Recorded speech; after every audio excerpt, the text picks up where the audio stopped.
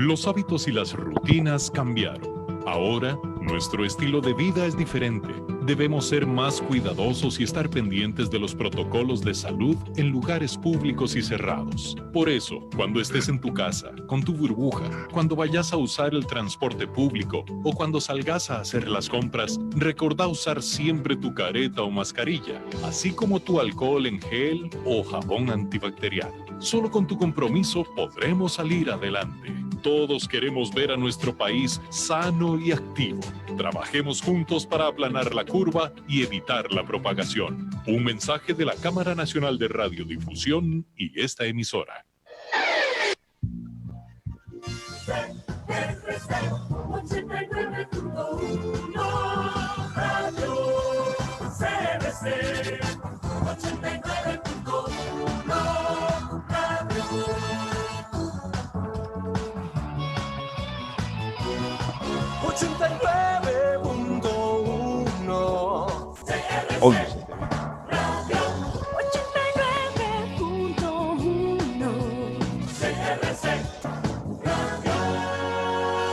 CRC 89.1 Radio y Cadena Radial Costarricense no se hacen responsables por las opiniones emitidas en este programa. Inicia El Abogado en su Casa, un espacio de apoyo, consultas y consejería legal, donde los renombrados abogados Belisario Solano y Denis Solano ponen sus conocimientos y experiencia al servicio de todos los costarricenses, los martes y jueves a partir de las 9 de la noche, aquí por CRC 89.1 Radio. Muy buenas noches, hogares de Costa Rica. Iniciamos un programa más del Abogado en su Casa por CRC 89.1. Muy agradecido, don Belisario, de iniciar hoy jueves de 9 a 10 de la noche. Un excelente programa, una excelente invitada. Muy buenas noches. Buenas noches, Denis. Buenas noches a todos los hogares de Costa Rica. Un placer poder compartir con todos ustedes un programa más aquí en CRC 89.1 Radio, El Abogado en su Casa. Hoy con un tema importante, interesante, fundamentalmente cuando usted tiene una empresa, cuando usted ha constituido una sociedad anónima, cuando usted quiere meter su casita en una sociedad, quiere meter su carro en una sociedad. ¿Qué pasa con la organización empresarial? ¿Cuáles son las responsabilidades que la empresa puede tener desde el punto de vista civil y desde el punto de vista penal? Y para eso hemos invitado pues a una distinguidísima colega que está llevando una maestría, ¿no? Una maestría, así es, don Belisario. Y que está especializándose en este tema, y queremos robarle así su conocimiento, su experiencia, y que nos lo comparta en todos los hogares de Costa Rica a través de las ondas de CRC 89.1 Radio. Queremos también, que nos den los reportes de sintonía de dónde nos ven. Don Carlos Montero desde Cartago y además don Rigo, muy buenas noches, un saludo desde Limón. A ambos un fuerte abrazo, que ya reportan sintonía, y a todas las personas que nos están viendo ya está disponible la transmisión por el Facebook Live. Y creo que es momento, don Belisario, de darle la bienvenida a esta distinguida abogada, muy joven, es del staff del equipo del Abogado en su Casa, la licenciada Yelena Piedra Matsenko, con apellido ruso. Logré decirlo, Yelena. Muy buenas noches. Muy bien. Bueno, muchísimas gracias por haberme invitado esta noche. Yo creo que ustedes me extrañaban y por eso me invitaron, porque las veces pasadas era, como decimos los abogados, un abuso procesal de mi parte, que siempre estaba ahí en los programas. Sí. Y bueno, hoy vamos a hablar de un tema muy interesante, puede ser un tema muy aburrido para otros, pero el punto es que cada persona encuentre algo que les interese y sea una noche diferente a todas las noches del confinamiento que estamos viviendo a través del coronavirus. Elena, más bien ya están distinguidos colegas que nos están reportando sintonía.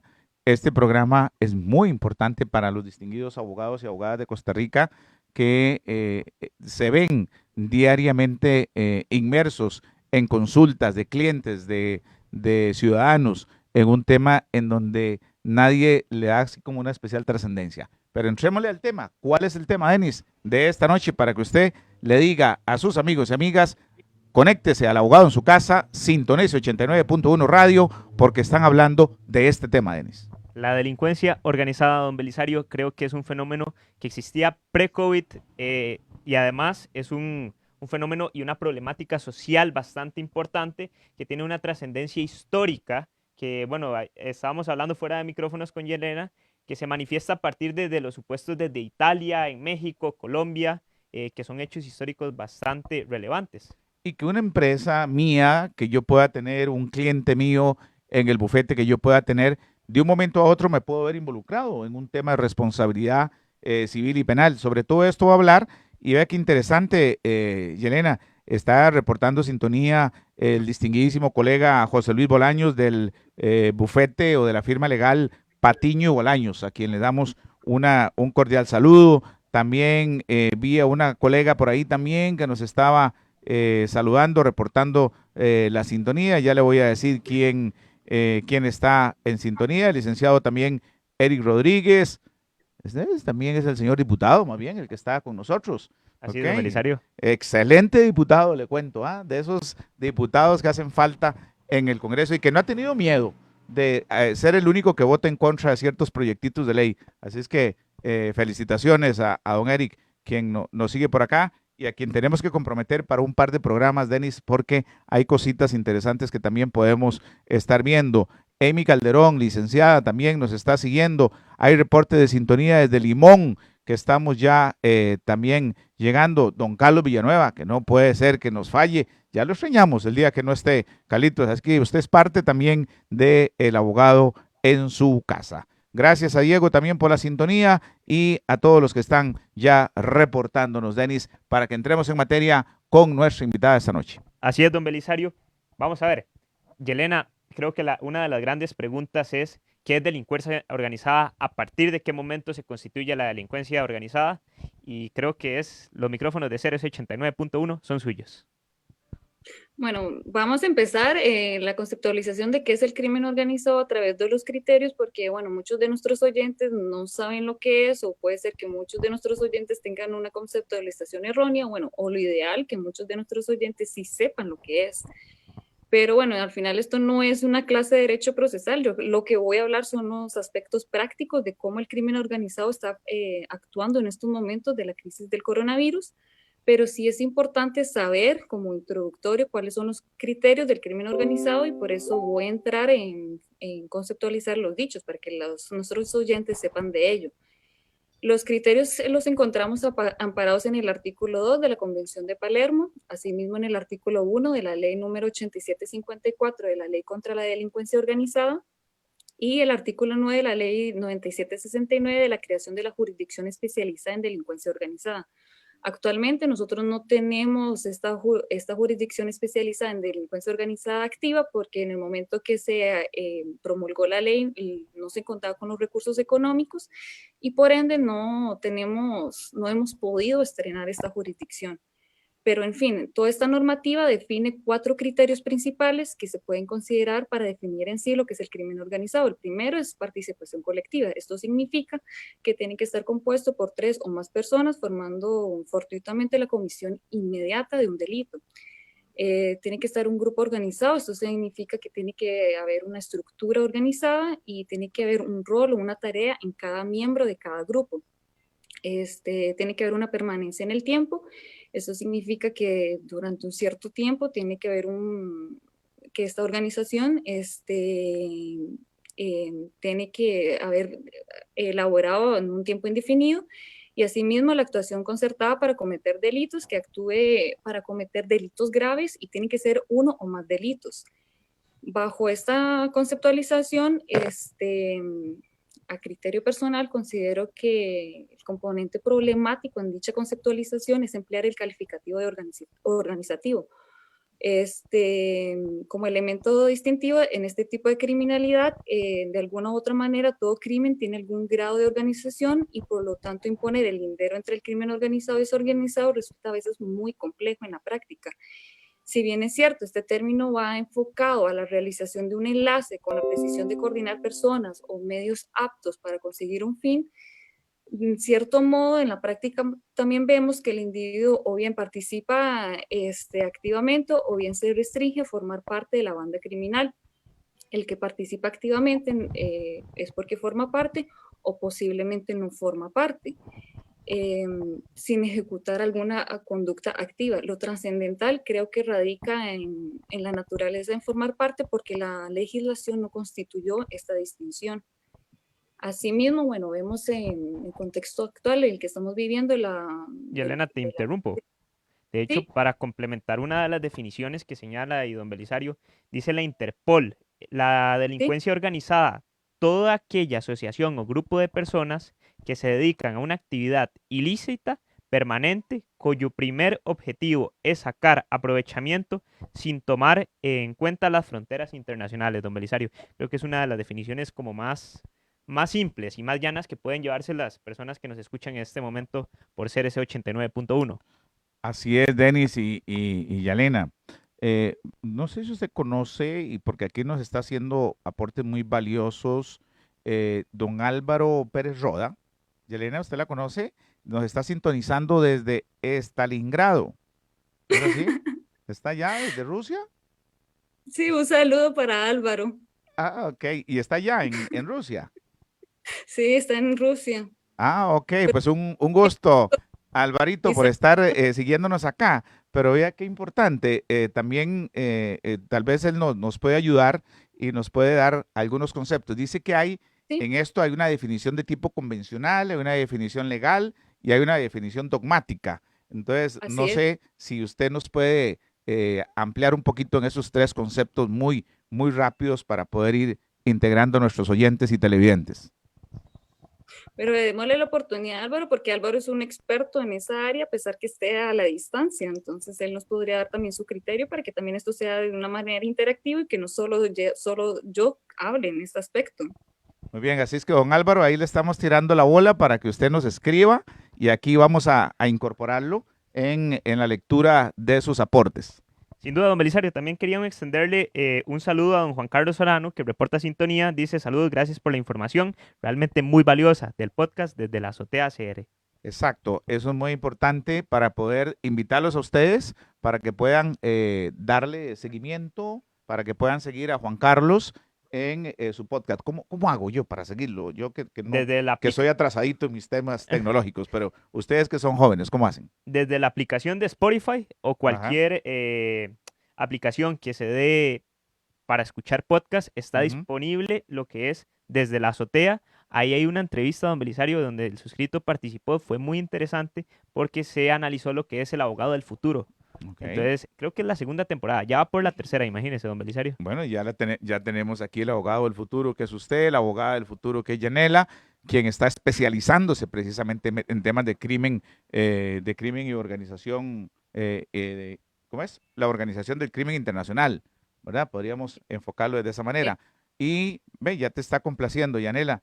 Dice don Álvaro, desde el punto de vista convencional, que es la de Palermo, ¿verdad? La Convención de Palermo, desde el punto de vista legal, desde la perspectiva de lo que vos decías, Yanela, en cuanto a la ley contra la delincuencia organizada y desde el punto de vista dogmático en la doctrina que aborda precisamente el tema. ¿Algo que le puedas agregar a estos tres conceptos, Yanela?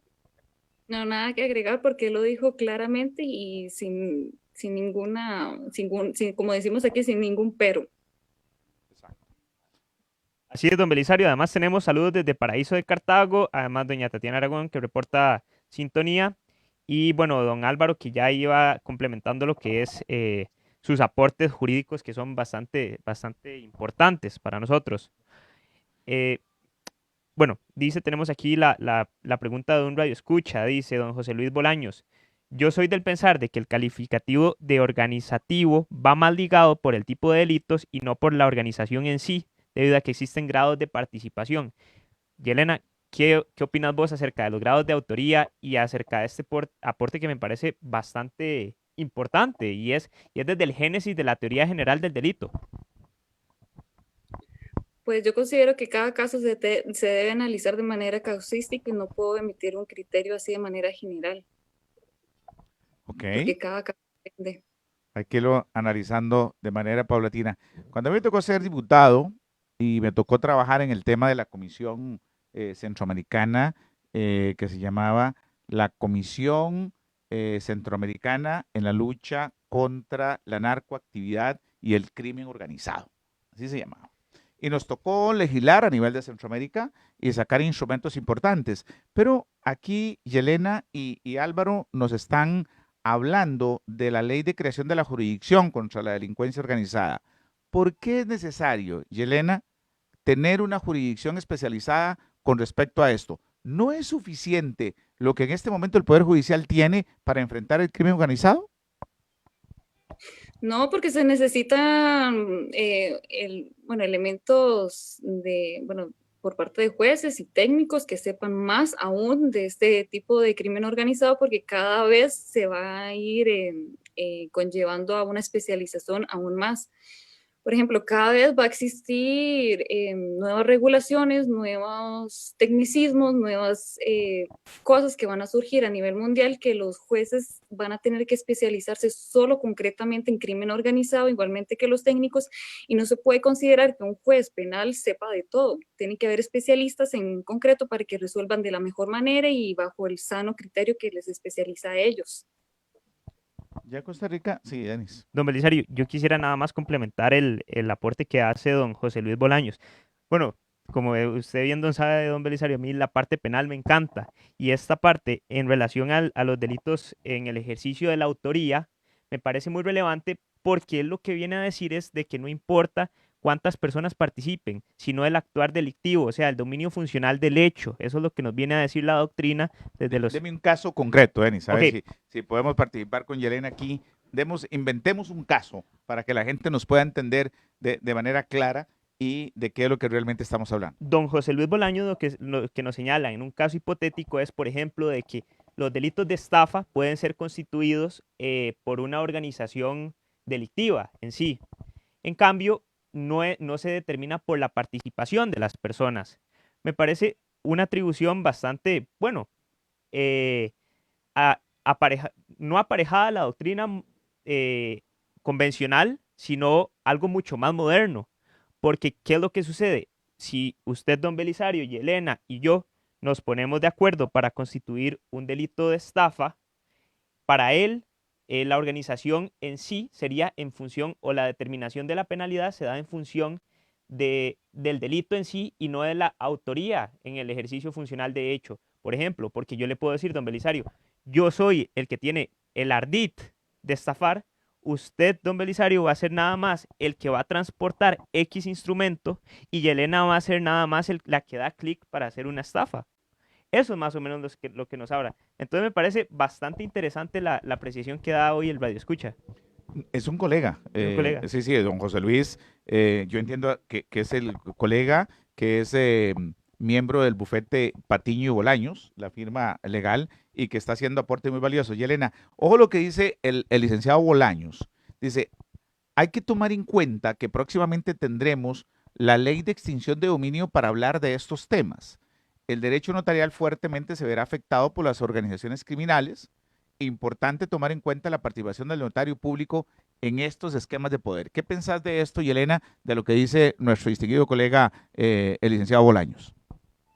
Bueno, precisamente un saludo para él, porque antes de que iniciara esta entrevista o esta charla que estamos haciendo, estaba hablando con él y le mando un fuerte saludo.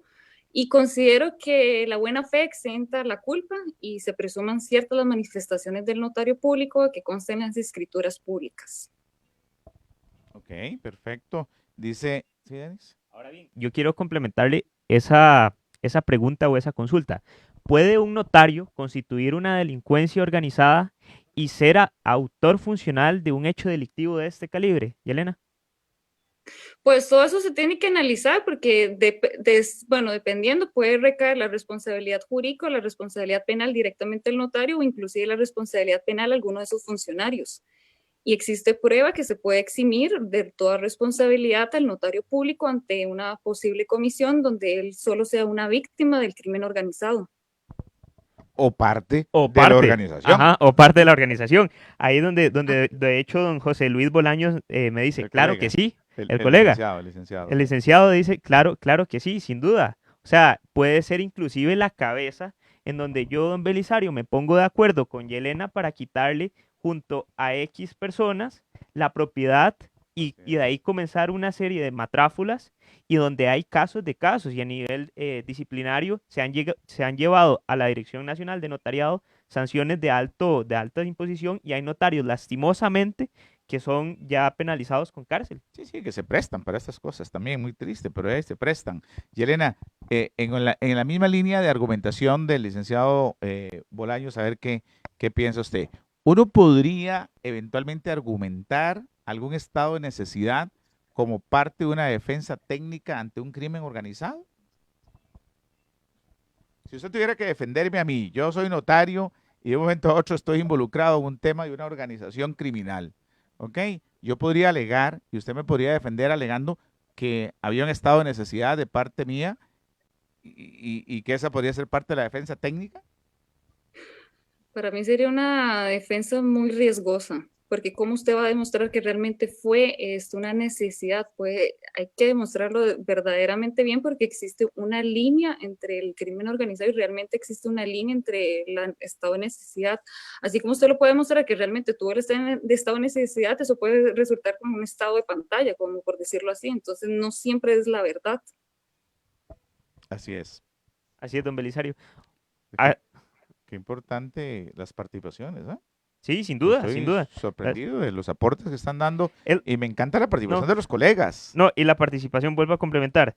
Me parece que sí se puede, hay que, se deben de analizar las causas de exculpación y justificación desde la teoría del delito de manera general. Yo creo y concuerdo con don José Luis Bolaños de que el licenciado don José Luis Bolaños, que este tipo de supuestos pueden exonerar alguna parte de la tipicidad, culpabilidad o antijuricidad que se está analizando en el caso en concreto. Habría que analizar, él señala aquí el licenciado que él argumentó que ganó un caso de esa manera. Y sí, sí lo veo bastante factible, porque el derecho penal, y eso no es tapar el sol con un dedo, es muy subjetivo, don Belisario, y queda en la convicción de cada casuística determinar si existe o no, si usted estuvo en un estado de necesidad o de verdad no lo estuvo. Así es. Licenciada, una pregunta. ¿Ya ustedes en la maestría donde están estudiando ya conocieron la ley de jurisdicción contra el crimen organizado de Costa Rica? Bueno, yo estoy sacando la maestría en España, entonces lo que yo estoy viendo es mucha normativa española y desde el enfoque de la Unión Europea, de las aplicaciones normativas de que están aplicando desde la Unión Europea y en España. ¿Cómo son? Cuéntenos un poquito de eso. Vamos a aprovechar el conocimiento que está teniendo. El derecho comparado. Ok, cuéntenos. Bueno, el derecho comparado le cuento que en España está súper avanzado lo que es Costa Rica. Lo que ahora estamos apenas viendo es 6 años adelante lo que ya España está viviendo. Bueno, del enfoque del área notarial en el crimen organizado, los notarios cuando se les presenten algunos clientes y ellos tengan sospechas sobre los clientes que se puedan estar cometiendo bajo sus escrituras públicas la comisión de algunos delitos económicos, ellos cuentan con el respaldo de un departamento que ellos les dan como un estilo de asesoría para ver cómo actuar, si aceptan o no esta actuación o si denunciar o no a estos clientes que consideran como sospechosos porque es una actividad riesgosa. En Costa Rica, pues aún no tenemos este departamento porque la Dirección Nacional de Notariado el 7 de julio del 2017 dijo que no hay recursos económicos, no cuentan con recursos tecnológicos, personal, para capacitar a estas personas y que aún no pueden conformar esta área dentro de la Dirección Nacional de Notariado, a pesar que es una orden emitida a través de una ley. En cuanto a la jurisdicción en crimen organizado, pues ellos van volado, como lo decimos acá. Ellos ya están hablando allá de por ejemplo, la responsabilidad penal en cuanto a los asesores fiscales, los que asesoran cómo evadir impuestos, entonces ya se está hablando de responsabilidad penal. También inclusive ya se está hablando lo que es el compliance en las instituciones públicas, de cómo le puede uno aplicar la responsabilidad penal a una institución pública que esté lavando activos. Inclusive también ya se puede hablar de la corrupción de negocios, la manipulación de los precios en la bolsa de valores y cómo se puede blanquear los capitales a través de ello. Y bueno, en cuanto a la situación de ahora, de la crisis del COVID, son muchas situaciones que también se está hablando como, bueno, son las mismas similares de los delitos que se están cometiendo allá y acá, en cuanto a los delitos contra la salud, el delito contra el blanqueo de capitales, el delito de estafas, el delito de la copia de mascarillas, el delito de copia de alcohol gel o productos de salud, o delito de las pastillas o medicamentos en estos momentos tan importantes que estamos viviendo, y también inclusive ya se está hablando de un crimen organizado, de cuando ya salga a la producción la vacuna de la inmunización contra el coronavirus, de cómo el crimen organizado va a estar implementando, desarrollando, inclusive hasta puede copiar esta vacuna para satisfacer ellos mismos, y cómo blanquear los capitales bajo esta vacuna y así ellos beneficiarse y entrar así en la economía legal.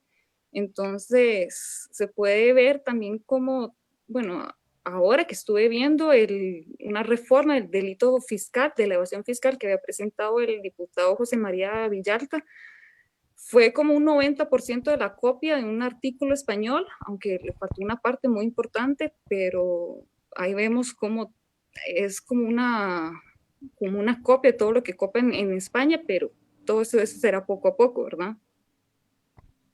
Claro, Yelena y don Belisario. Don Belisario, quería nada más habilitar, bueno, para ver si el licenciado, que ya que está reportando sintonía, puede llamar al 9050 891 para que nos dé los aportes vía telefónica. Me parece muy interesante complementar ambos conocimientos, y no sé si el licenciado puede entrar vía telefónica, aunque sea a dar unas pequeñas reflexiones. Y don Javi nos asiste ya. Ya, don Javi está listo, esperando Don la Javi. llamada del licenciado. Bueno, ok, ahí le vamos a abrir línea de teléfono entonces al licenciado Bolaños, ¿verdad? Así es. Ok, para que pueda también participar, darnos sus ideas y compartir con Yelena. Esa reflexión que está haciendo Yelena ahorita me encanta. Realmente me puso como a imaginarme 20, 30 años adelante de lo que tiene que ser Costa Rica. Aquí No, creo, yo me quiero imaginar a Costa Rica ya, como es en el otro año, ya quiero ver todas esas cosas.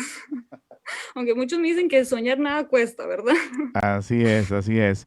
También don Maynor Castro, por lo que está escribiendo, no sé si también es abogado o colega, porque nos está haciendo un aporte muy valioso, don Maynor. Dice, dentro del crimen organizado hay muchas actividades conexas. Ya ahorita la licenciada Yelena está hablando de nuevas actividades de crimen organizado, ¿verdad? A partir del COVID-19. Y habla Sí. del narcotráfico, secuestro de personas, trata de personas, eh, legitimación de capitales, etcétera. Dice que el problema más serio es que hace unos años se dieron 320 operaciones y ninguna de esas llegó realmente a juicio. ¿Qué opina y qué se está haciendo allá en España y en la Unión Europea con referencia a la investigación y a la eficacia de la investigación ya en un juicio, Yelena?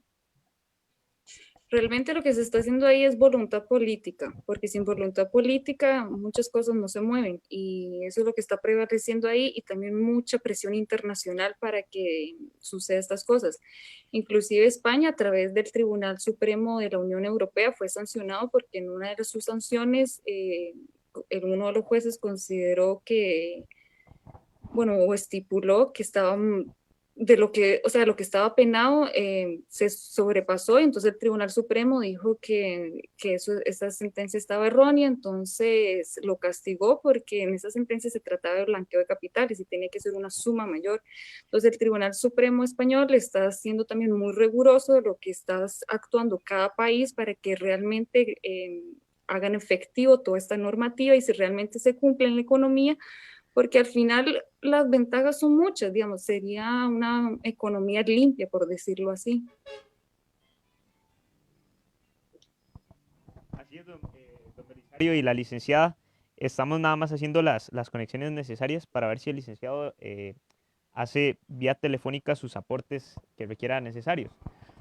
Así es, un saludo muy especial a doña Alejandra Matamoro, nos reporta sintonía. Yo creo que doña Alejandra desde Cachí, un gusto de poder saludarte. Carla Jiménez, a ver de dónde estará Calita. que nos indiquen por aquí de dónde nos están reportando sintonía. Estamos recibiendo sintonía desde Antigua, Guatemala. También están dándonos el reporte del abogado en su casa hoy acá, compartiendo sobre el tema del crimen organizado, las regulaciones. Ahorita vamos a hablar del tema que hemos hablado en su Compliance. momento. Ajá, exacto. Con la licenciada Paola Alvarenga. Con Paola, y que ahora tal vez Yelena nos puede orientar. Complementar, claro. ¿Qué es eso? ¿Cómo lo entiendo? ¿De qué me están hablando ustedes? No sé de qué están hablando. A ver, cuénteme. Yo quiero que doña Carmen, que nos está viendo, que Alejandra, que nos está viendo, que doña Rebeca, que nos está viendo, el licenciado entiendan Gustavo, de qué. también, el licenciado Gustavo Salgado nos está viendo. Ok, bueno, pero para el licenciado Gustavo Salgado va a ser muy fácil entender a Yelena. Claro. Pero yo quiero que Alejandra, que no es abogada, yo quiero que Rebeca, que no es abogada, entiendan de qué se trata y cuáles son los peligros y cuáles son las consecuencias. Así es que, si gusta, converse usted con Yelena sobre eso. Ahora bien, Yelena, de forma simple y llana, tal lo que señala don Belisario, ¿qué es compliance? Compliance es un programa interno que se establece internamente dentro de una persona jurídica. Una persona jurídica se puede considerar desde el enfoque del derecho público como alguna institución pública, o desde la persona jurídica se puede considerar una sociedad anónima. Lo que viene a ser el compliance es establecer, y determinar cuáles son los riesgos de las posibles comisiones de delitos económicos internamente. Además, va a establecer como un código de ética para que sus empleados no cometan estos posibles delitos económicos que puedan llegar a afectar a la persona jurídica. Y de alguna otra manera, entonces el compliance officer, hay varios tipos de compliance officer, su función es lograr eximir eventualmente de toda responsabilidad a la persona jurídica, o inclusive también a la responsabilidad penal a la persona física. Ahora bien, bueno, a lo que yo entiendo y lo que le entendía a la licenciada Paola Alvarenga, y en su momento fuera de micrófonos al máster Eduardo Acuña, el compliance podría exonerar de algún tipo de responsabilidad frente a esta nueva ley, o aún así las personas jurídicas, que es una de las críticas que dijo doña Paola en su momento, que fue una mala copia de otras legislaciones, la ley del compliance, la ley de responsabilidad penal. ¿Qué piensa usted, doña licenciada, acerca de este tema? Sí se puede eximir, inclusive se puede considerar como objeto de prueba dentro de un proceso penal, como prueba documental, o inclusive se puede presentar como prueba de testigo, un compliance officer, o inclusive también se puede considerar como prueba perito, un compliance officer, y alguno de ellos puede emitir un criterio, o eventualmente también el compliance officer se puede abstener de declarar. Y sí se puede presentar como prueba, porque lo que va a presentar ahí es que realmente dentro de la personería jurídica se estaba haciendo todo lo posible para evitar la comisión de delitos. Entonces, con ello se va a demostrar que realmente la persona no tenía la voluntad de cometer esos delitos y que hizo todo lo posible. Entonces, por ello se puede eximir de toda responsabilidad. Le voy a poner un ejemplo directo, Yelena, y tal vez los colegas que están participando hoy aquí en El Abogado en su casa. Yelena, ¿qué carga? Logró hoy meter al programa a distinguidísimos colegas también. Claro. Estaba hablando antes del programa de esas cuestiones, ¿verdad? Como para hacerlo todavía más ameno, pero lo logró el licenciado Bolaños, el señor Castro, el licenciado Castro, don Álvaro, que está allá Álvaro es abogado también allá en Stalingrado. Sí, él es experto en eso. Ah, imagínese, qué maravilla para nosotros. Deberíamos de tenerlo en algún momento para hacer un contacto hasta allá. Sí, se podría. ¿Verdad? Sí, yo creo que nos vas a dejar el contacto y poder tenerlo acá también en un programita del abogado en su casa. Allá tenemos la ventaja que son como las 12 del día, me imagino, en este momento. ¿Verdad? O puede ser como las 2 o 3 de la tarde. 2 o 3 de la tarde, exacto. Sí, debe estar en horas de oficina. Okay. Ajá, depende de la provincia y el estado. Exacto. También tenemos desde Tamaulipas, México, nos están reportando sintonía, Guatemala, México, Colombia, nos reporta sintonía, Rusia nos reporta sintonía hoy aquí en El Abogado en su casa. Y a lo que usted estaba diciendo, Yelena, yo quiero que me lo analice. Creo que lo decía el licenciado Castro. Ya aquí en Costa Rica se va a implementar o se va a discutir por lo menos el tema de la ley de extinción de dominio. Y aquí entro a un caso muy concreto, porque toca a la mayoría de mucha gente que nos está viendo. Yo soy dueño de una casa, yo soy dueño de un local comercial, yo soy dueño de una oficina y se la alquilo a Yelena. Pero yo no sé qué es lo que está haciendo Yelena. Si en la oficina está cometiendo algún ilícito, si en el local comercial lo está utilizando para poder defraudar a Hacienda, por ejemplo, con no pago de impuestos. Y entonces se me puede venir a mí por la ley de extinción de dominio que yo soy parte de crimen organizado porque no, ¿cómo se llama? Porque no tuve el cuidado de vigilar qué era lo que hacía Yelena. Usted es mi inquilina nada más, yo no me meto en nada de sus actividades. Tengo yo que clarificar, hacer este compliance, ¿verdad? Para poder limpiar mi responsabilidad civil y penal y evitar que me extingan el dominio de mi propiedad. ¿Cómo lo verías, Yelena, sobre este caso concreto, así? Bueno, en este caso concreto me gustaría hacer una interacción, como algún conversatorio con este muchacho Álvaro Pérez, para nosotros llegar a una discusión, porque nosotros hemos hablado mucho de esta temática, entonces también me gustaría que él también opinara en este tema. A ver, don Álvaro, tenemos el guante puesto ahí, ¿ok? Así es que, a ver si nos copio. ¿Ah? Álvaro, ¿verdad? Sí. Álvaro, a ver si nos copió esto. Se los cuento por un detalle. Miren, el bufete nuestro, aquí de BS Abogados Costa Rica, está dirigiendo en Colombia, un caso en el cual un cliente nuestro es dueño de varios locales allá. Y resulta que uno de los inquilinos fue investigado por defraudación fiscal, por contrabando. Y entonces, allá la legislación existe como parte del crimen organizado y sancionado por ley de extinción de dominio, que había que extinguir el dominio a nuestro cliente. Claro. Le quitaron los locales sin ni siquiera probar que el señor inquilino estaba metido en contrabando y que no estaba pagando impuestos. El famoso comiso o decomiso de bienes. Le comisaron completamente el bien. ¿Ok? Y entonces, mira, Yelena, ¿cómo es que estamos? ¿Ves? Por eso es que lo traje aquí a colación, me acordé del caso que nosotros llevamos en Colombia y que me da pavor que venga esa legislación a Costa Rica, porque mucha gente que tiene un local, una casa, que tiene una oficinita y que lo alquila para poder tener su arrocito y sus frijoles todos los meses, puede haberse expuesto a una extinción de dominio simplemente porque se alegue que era parte de la organización criminal que estaba defraudando al fisco y que no pagaba impuestos, o que ahí se estaba realizando una actividad ilícita de lavado de dinero, por ejemplo. Así es que, Yelena, ¿cómo miras este caso? Que es un hecho de la vida real lo que estoy contando, y estoy advirtiendo a los costarricenses de los peligros que pueda tener la ley de extinción de dominio, Yelena. Bueno, la culpabilidad le tiene que corresponder a Hacienda y no le tiene que corresponder al contribuyente. Bueno, no sé si Álvaro ha contestado en cuanto a esta pregunta, pero también, si bien es cierto, hay un hecho que también eso lo tiene que demostrar también Hacienda, pero al final no le toca al contribuyente, es que la evasión fiscal y se ha demostrado que es la segunda fuente de mayores ingresos en cuanto al blanqueo de capitales. Entonces, en ello también las legislaciones tienen que tener muchísimo cuidado y no ser tan populistas en cuanto si se viene a aplicar aquí en Costa Rica. Sí, ya nos respondió Álvaro. De hecho, yo quiero complementar lo que acaba de decir Yelena y en relación a la anécdota o caso práctico que usted está exponiendo, don Belisario. Nos consulta don José Luis Bolaños, dice, licenciado don José Luis Bolaños dice, Colombia tiene un código inquisitivo.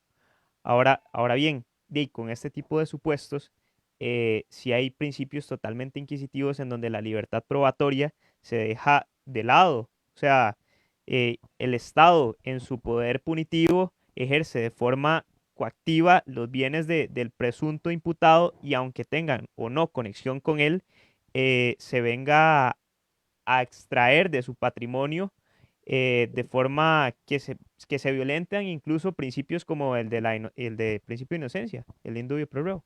En ese caso concreto, estimadísimos colegas que nos ven y costarricenses y radioescuchas de CRC 89.1 Radio, imagínense que me pregunta el licenciado Bolaños Patiño que si Colombia tiene el código inquisitivo.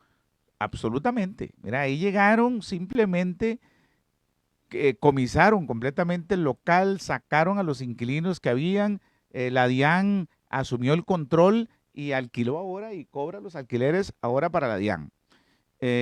Principio de libertad probatoria, sí, pero hasta tanto, ok, no pasemos por el tamiz del proceso de extinción de dominio con la mora judicial que tiene Colombia en este momento, ya llevamos casi 3 años metidos en el proceso y mientras nuestro cliente no tiene realmente cómo atender sus propias necesidades. Dice don Álvaro Pérez Roda, dice, para mí eso es inconstitucional, la responsabilidad penal es personalísima y cómo le demuestran coautoría al arrendador.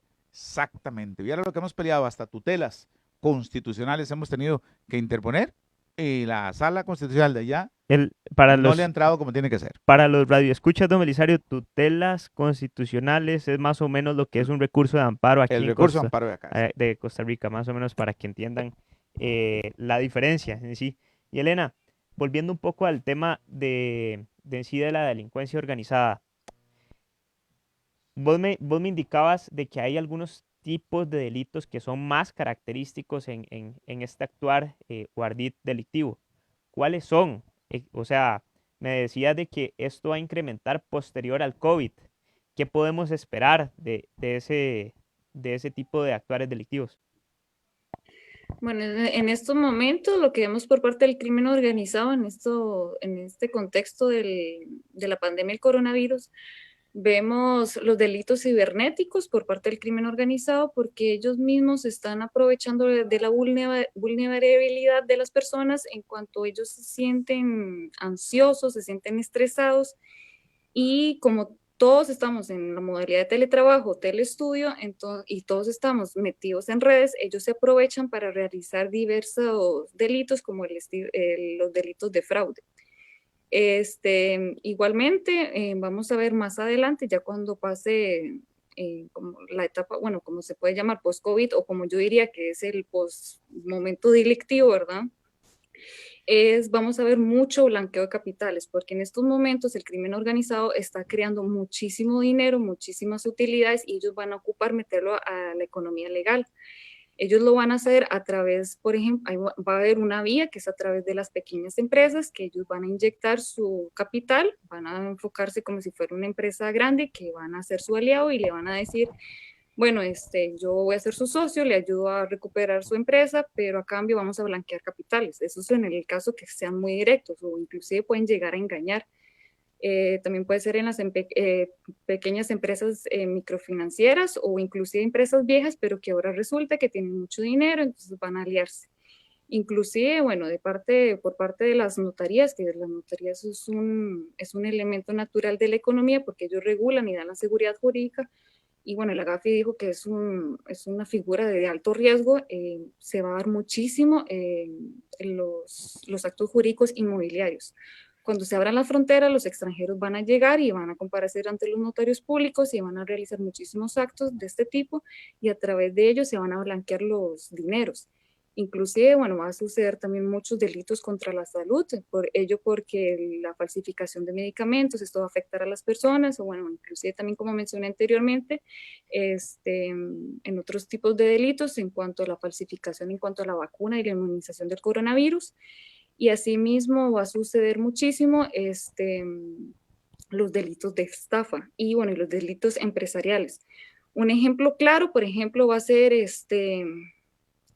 delito de doble contabilidad o evasión fiscal, como también mencioné anteriormente, porque si bien es cierto, estamos ante un contexto de la crisis del coronavirus y muchas empresas pueden decir, bueno, yo quebré, pero al igual muchas empresas pueden decir, no, yo quebré, pero de alguna otra manera voy a hacer ver esto ante Hacienda, pero realmente no es la realidad.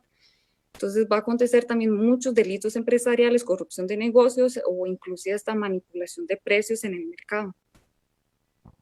Interesante, lo que se avecina post-COVID. De hecho, ¿Ok? don Belisario, quiero nada más complementar, bueno, que don Álvaro, el licenciado don Álvaro Pérez Rueda, publicó un artículo en un medio de comunicación en donde dice, es posible condenar a una persona con la declaración de un único testigo. Me parece bastante relevante el supuesto que se está señalando en este artículo y que va a ser sujeto de estudio de parte de nuestro equipo posteriormente, porque con Yenena estaba comentando todo un tema de que en Colombia, por ahí de los años 90, se implementó el juez sin rostro, en donde se condenaban a los narcotraficantes, pero frente a una mampara, había una mampara y a los narcotraficantes eran condenados sin ver al juez. Entonces, ahí es donde se viene a dar todo un hecho histórico a partir de la delincuencia organizada y todo este tipo de cosas, don Belisario. Sí, esto va a ser un tema interesante que Costa Rica no va a escapar de esta realidad. Don Álvaro también nos aporta detalles importantes y nos dice que la extinción de dominio es otra cosa. Dice, en efecto, la extinción de dominio invierte la carga de la prueba. Sí, usted tiene que demostrar el origen de los fondos que permitieron adquirir el patrimonio mueble o inmueble. Si no logra demostrar el origen, usted simplemente pierde el bien. El licenciado Bolaños también nos plantea, dice, en Costa Rica eso se salva solo presentando el contrato de arrendamiento. Pero dice, como soy un humilde máster de universidad privada, no me dan pelota. No se preocupe, el estimado Bolaños.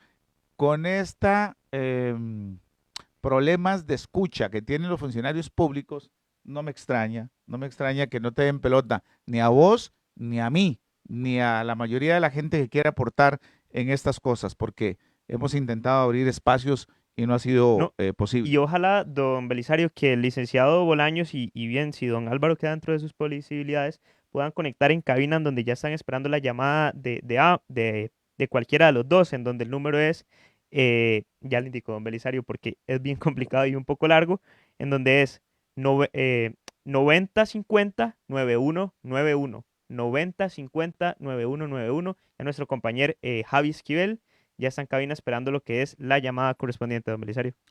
Ok, don Álvaro también dice, bueno, nada, hay que seguir para adelante, licenciado Bolaños.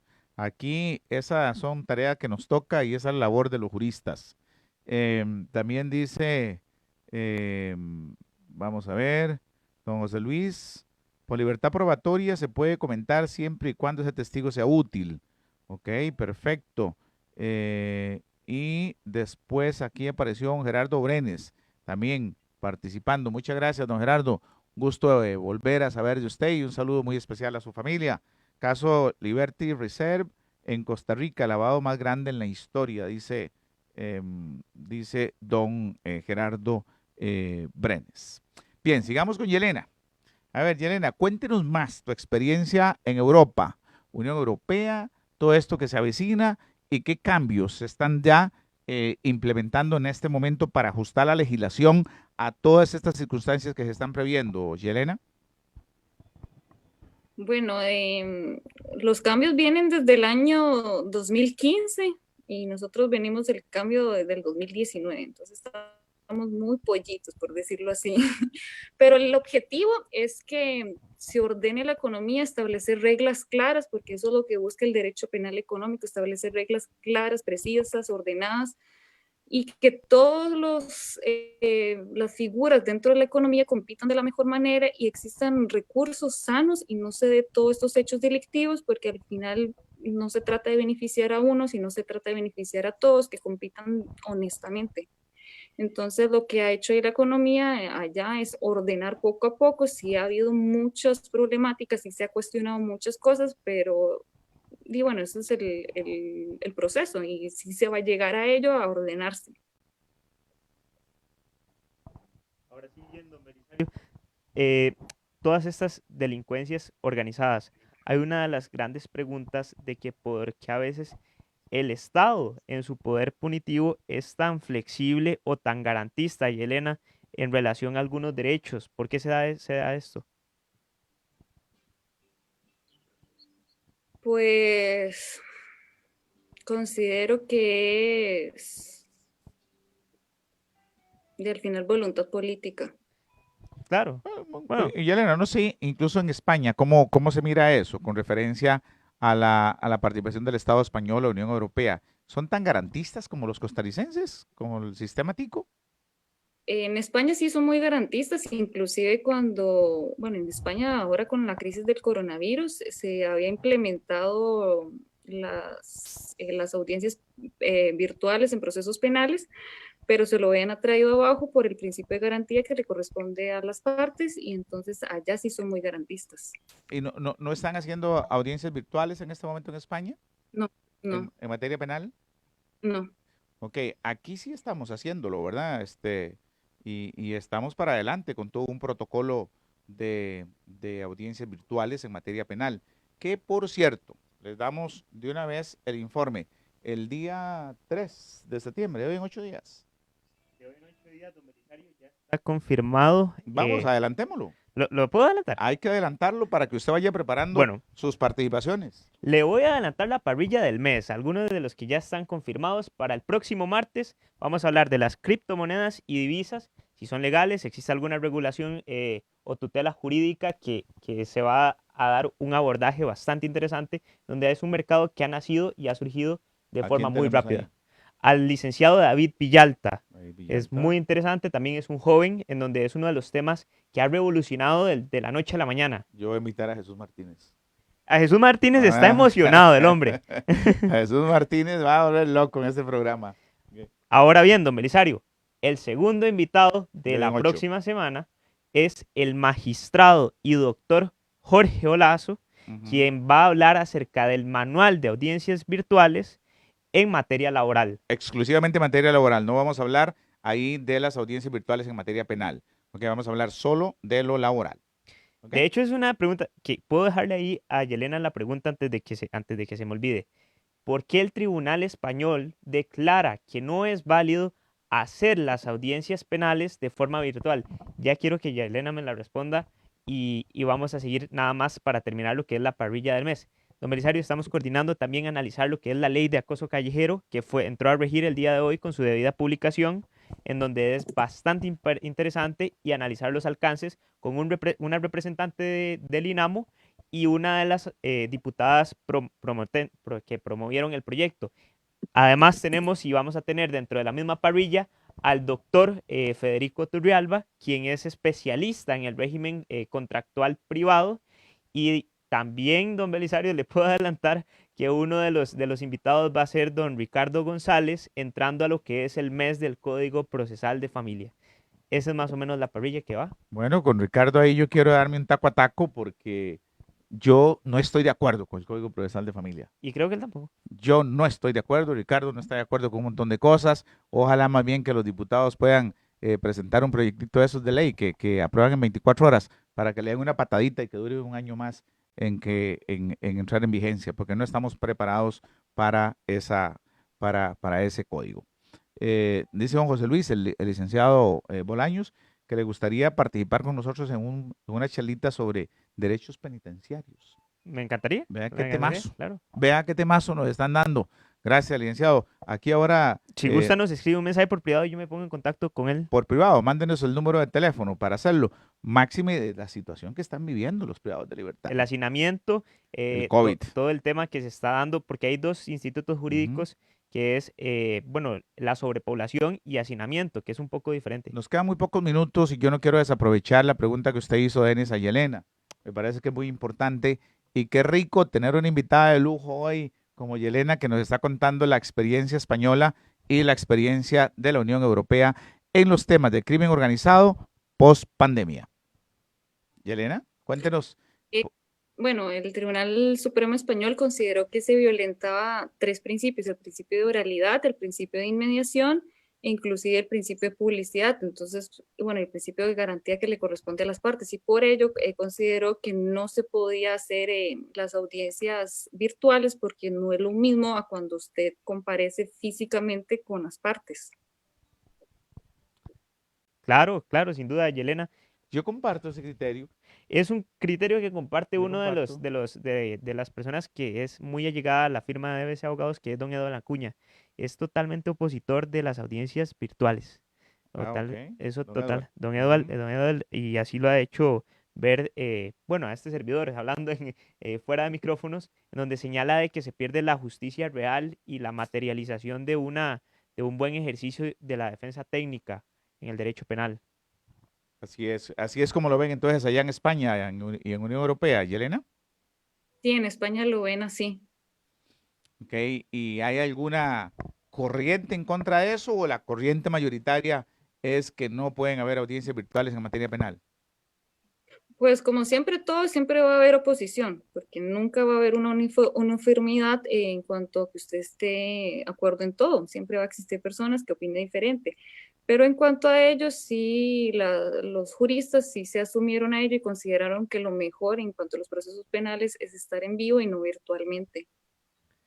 Claro, sin duda.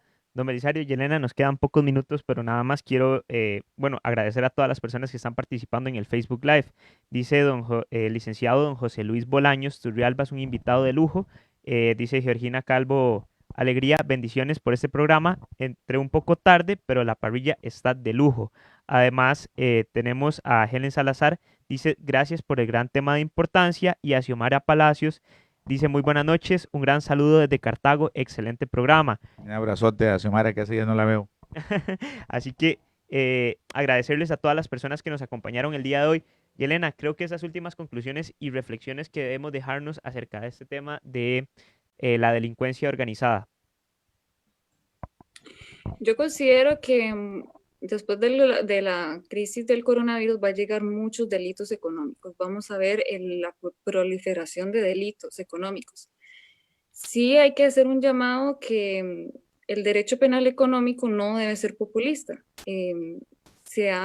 Últimamente se ha visto que el derecho civil, el derecho administrativo ha perdido la confiabilidad de las personas y que todo se le tiene que achacar al derecho penal y que el derecho penal todo tiene que ver, que todo tiene que ser cárcel y realmente no es así. Existen muchas sanciones que puede establecer cada área y cada área ve lo suyo.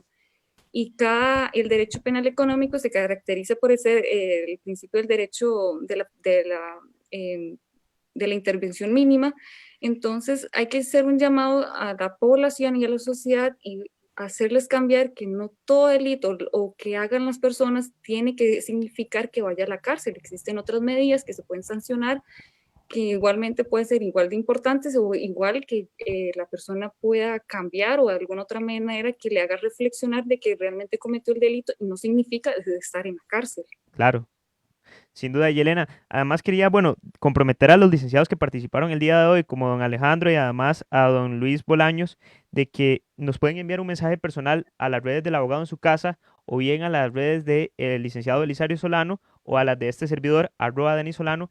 En los tres lados nos puedes conseguir en Facebook, Instagram, Twitter y todas las redes sociales posibles para poder analizar estos tipos de tópicos a nivel penal que son bastante interesantes. Don Belisario, las últimas conclusiones del día de hoy acerca de este tema. No, agradecerle a la licenciada Yelena, quien se está preparando en estos temas de crimen organizado, en toda esta cultura del crimen organizado. Y gracias por sus aportes y gracias a los que han participado esta noche aquí en el Abogado en su casa. Así es, don Belisario, y agradecerle a todas las personas que reportaron sintonía desde los diferentes lugares gracias a la frecuencia de 89.1 radio. Continúen con la programación regular de Cadena Radial Costarricense.